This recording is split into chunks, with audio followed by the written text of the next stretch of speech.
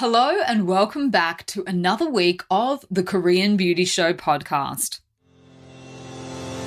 I'm your host, Lauren Lee, the founder of Style Story, your online platform, your go-to for all things K-beauty, and of course, your guide to everything that you need to know about what's going on in Korea.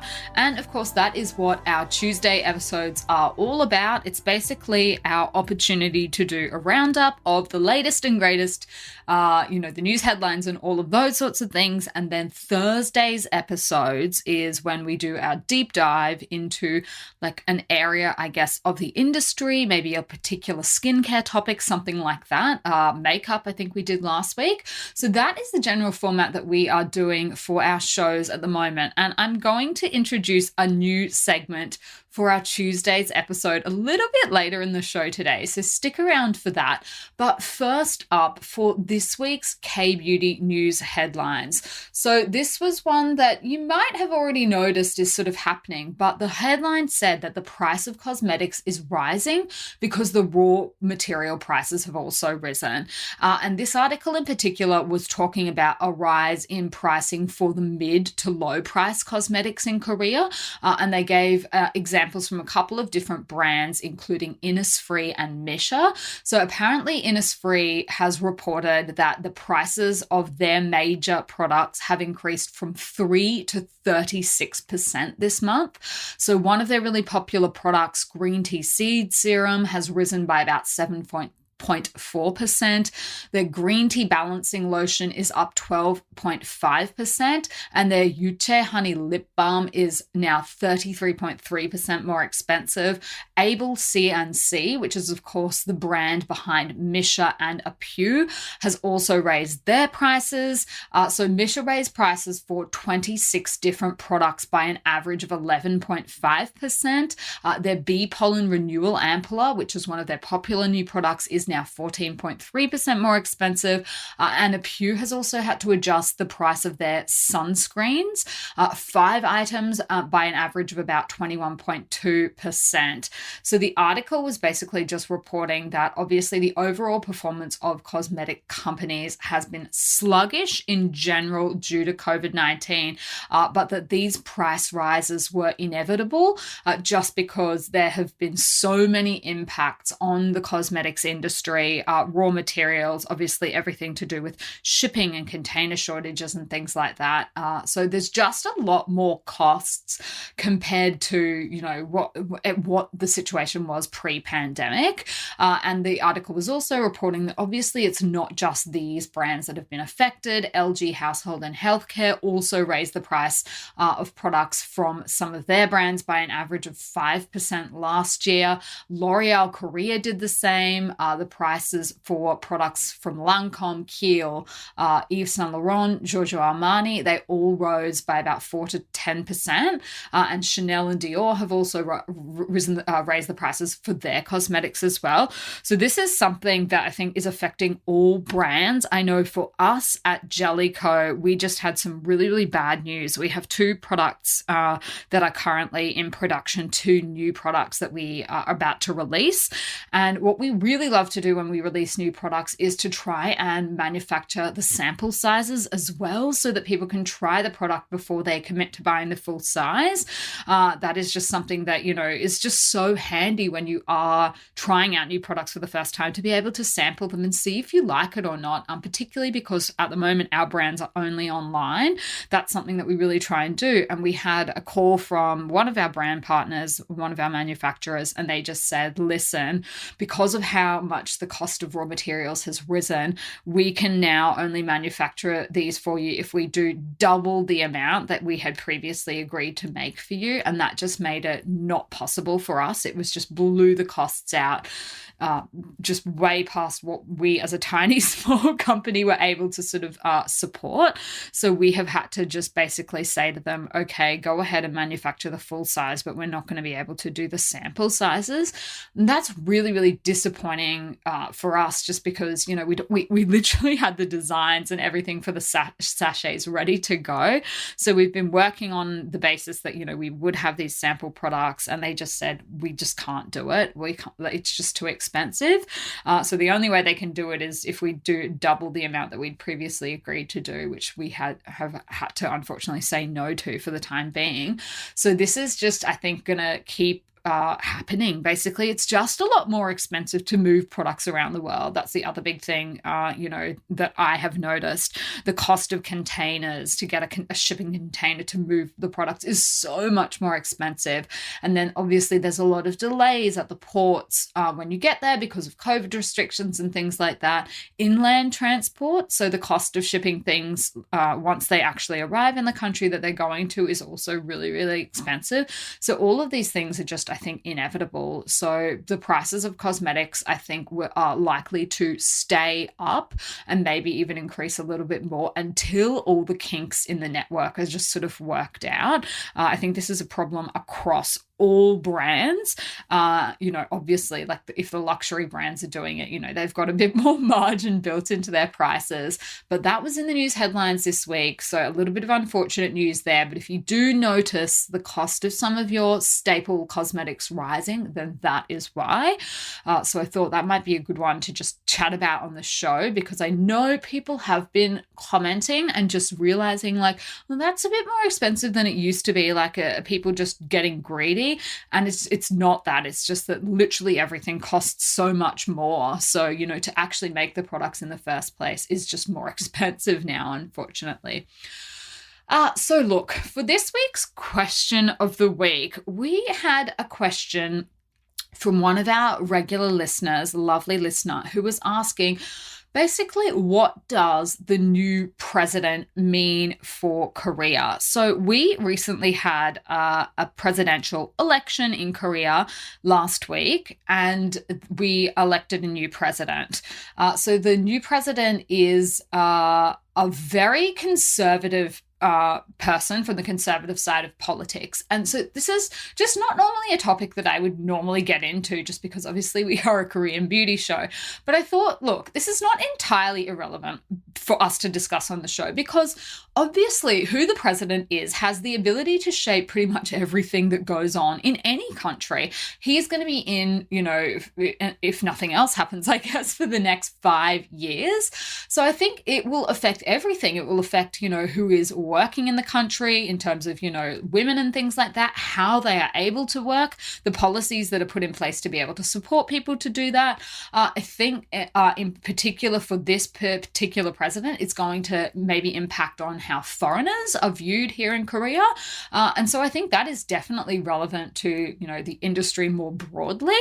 So the other thing that I think will be of probably interest to our listeners is, you know, how accessible it will be to then visit Korea, like what, you know, policies and things like that he has in place in terms of opening up from COVID.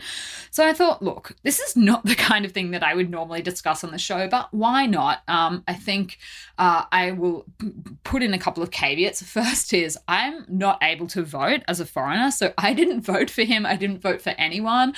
This is something that unfortunately I just sort of, even though I live here, I pay taxes here, I have a long-term residency visa here, I am not able to participate in Korean presidential elections. And the only way I can really do that is to become a citizen. And in order to do that, I would need to drop my Australian citizenship. I would need to give it up because unfortunately, I am not married to a Korean. And the only people that I understand, there are only a couple of classes of people that are able to retain dual citizenship in Korea.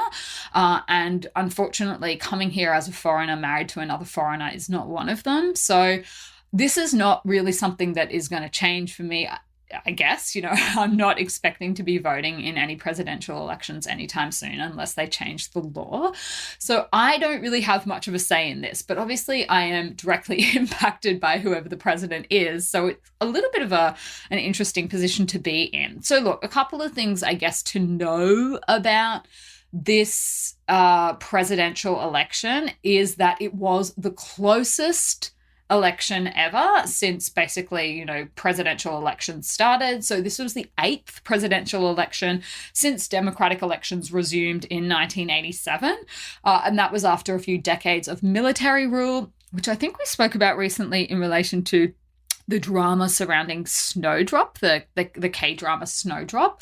So that is kind of after that event all went down is when presidential elections resumed, and it's not compulsory to vote here. So considering that it's not compulsory, voter turnout was really, really high. It was about 77%, which was similar apparently to the last election 5 years ago. So look, here is the need to know about the new president. The first thing is that he is a man by the name of Yoon Suk-yeol, and he has been likened to a Korean version of Donald Trump. He is very conservative. Look, my understanding is that in relation to, international arrivals and COVID and all of that sort of thing, that he wants to get rid of the COVID restrictions basically as soon as possible, loosen the COVID restrictions so that business can get back to normal. So I think that is good news for people that are planning a trip to Korea. That's probably a good thing. Other of his policies, I guess, that may be relevant to people, he has promised to build more housing and lower real estate taxes. So under the previous administration, the cost of real estate prices basically skyrocketed. The average cost of an apartment in Seoul is now at about $1 million. So that was a really, really big issue going into the election, just because housing unaffordability and lack of housing was a big problem for a lot of people that are trying to get into the housing market. So he has said that he's going to take a hard line on North Korea. I think he's planning to, boost the alliance with America. Obviously, the US and Korea have a very, very strong relationship. The US still has a military presence here in Korea. So that is, I guess, historically has been a very important relationship. I think some of the commentary that has gotten a lot of traction maybe overseas was his commentary on his plans to abolish Korea's Ministry of Gender Equality and Family. So basically, he has said he wants to get rid of that. And I think, Korea unfortunately still has a very, very big problem with gender equality. So that one was a little concerning to me personally. I think he has some controversial views, I think that would be safe to say, on feminism and affirmative action for women. So that's one of his stances. He's not a fan of foreigners. Last year, he said he would solve the issue of foreigners putting spoons on dinner tables prepared by Korean citizens. So basically what he was implying was that foreigners living in Korea have been abusing Korea's health insurance system, by, I guess, qualifying for the national health insurance system when they move here. He singled out Chinese nationals as a burden on the country's health insurance system. And the actual data was pretty clear that that is not actually the case, and that foreigners in Korea have actually contributed a surplus of about $475.2 million to the National Health Insurance Service. So there's some of the policies that I think he stands for. I think it is obviously too early to tell. He only just, came into power. So I think time will tell in terms of, what's actually going to happen. But in a nutshell, that's sort of the big ticket things to know about, I guess, him and his policies. I'm just going to be waiting to see what sort of happens, how it all sort of pans out. There's a couple of things among those that concern me, obviously, as a woman and as a foreigner. But I'm in a bit of a difficult spot in the sense that, there's nothing I can do about it. Foreigners are not allowed even to rally or protest or join any things like that. That is a condition of our visa, that we are not allowed to get involved in political issues like that. And are obviously also not allowed to vote. So I guess watch this space, but that is the need to know if you do take an interest in these kind of things, in who's running the country and the policies that will be governing the country for the next few years. Those are the kinds of things that he has stated are a priority for him, basically. So we will leave that there. Now, on to things that are far more familiar with everyone else from that is a regular listener of the show. let's go back to talking about a few new KBeauty releases. So the new product releases, I did mention on the show last week that we had like a whole bunch of new products, I think 27 new products. So I thought I will just cover some of the ones that were the most requested, that people were actually really wanting to get their hands on. And the first of those was Skinfood's Salmon Dark Circle Concealer Cream. Now, this has been such a popular product for years and years, and we actually got it in by popular request. So the history of this cream, a few years ago, Skinfood actually ran into some pretty big financial issues, we might say. They closed nearly all of their stores, and it actually looked like the company was going to go under for a while, but they received some funding and have been slowly sort of starting to manufacture again a lot of their really key items and sort of expand on their collection. So this is one of those products that when people found out that, Skinfood looked like it was about to go under, people were like, no, what about the salmon concealer cream? What are we going to do about that one? So the good news is that this is back. It's back in production. It's now in Australia at Style Story. So this is why it's such a favorite, is because it contains Norwegian salmon oil. So a really great ingredient for skin immunity and to fight the signs of aging. So this is just a really, really great product that works to conceal sort of sleepy looking dull under eyes. It's an all-purpose concealer. It gives the skin a really, really nice glossy look. So if you are in the market for a product like that, it comes in 2 shades, which unfortunately is just standard for, Korean products. They don't have the same shade ranges as everything else, but, concealer, I guess you can kind of work it in with your makeup a little bit better than, say, a foundation.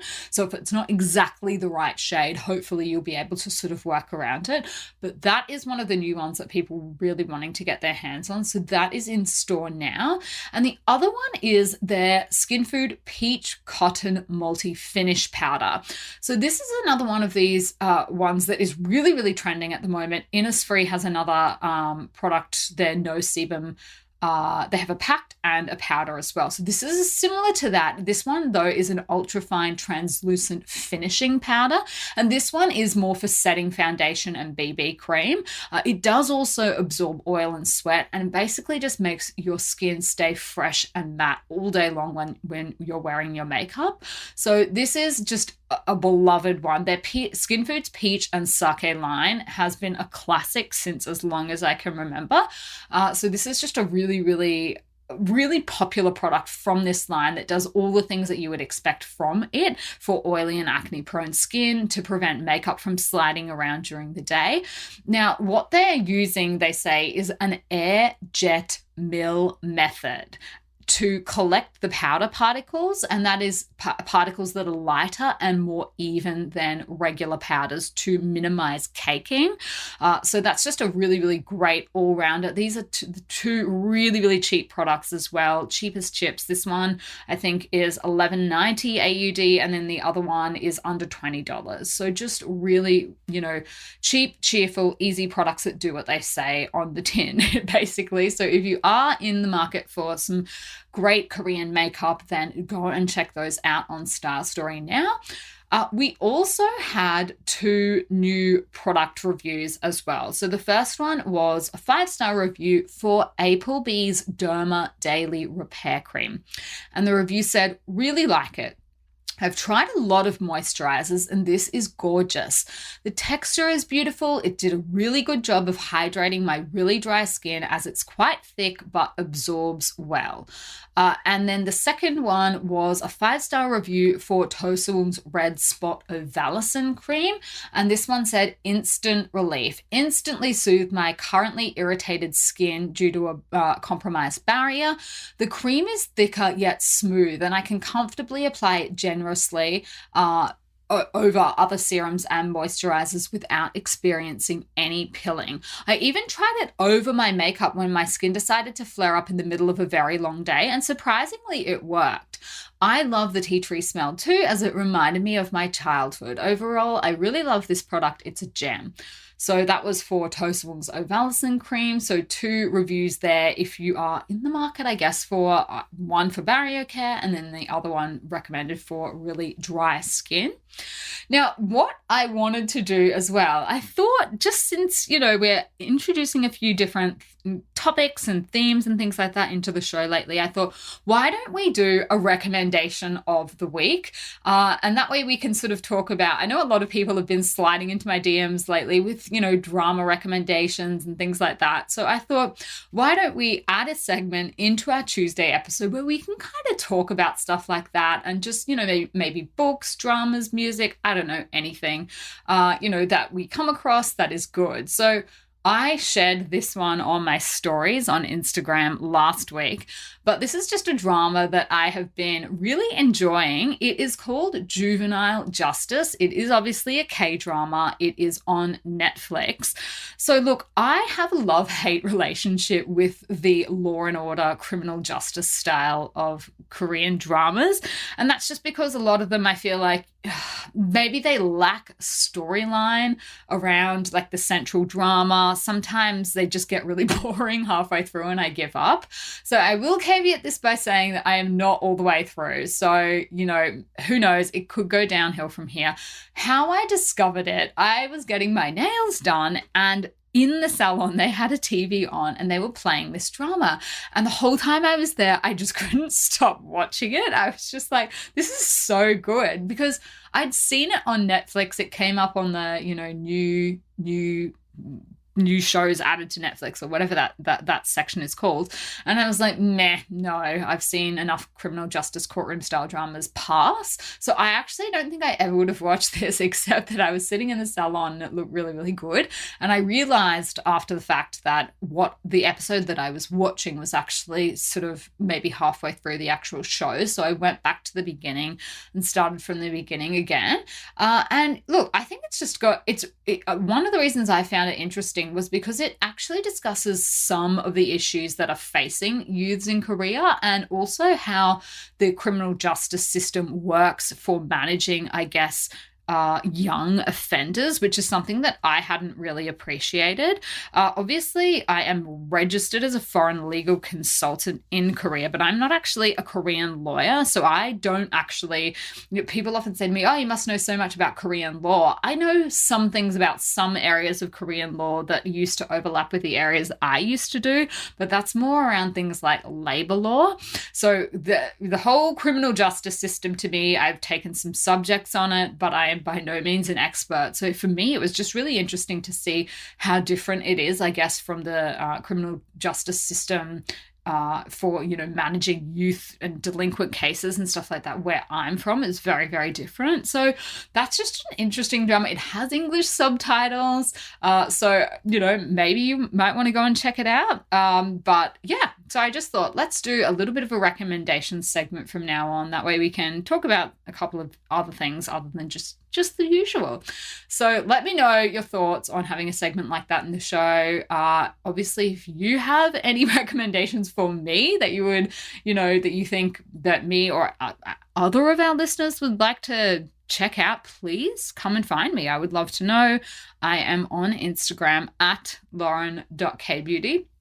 That is all I had for you for this Tuesday. I will be back on Thursday, of course, with our deep dive episode. So make sure that you stay subscribed so that you don't miss that when it drops. And until then, I will see you on Style Story.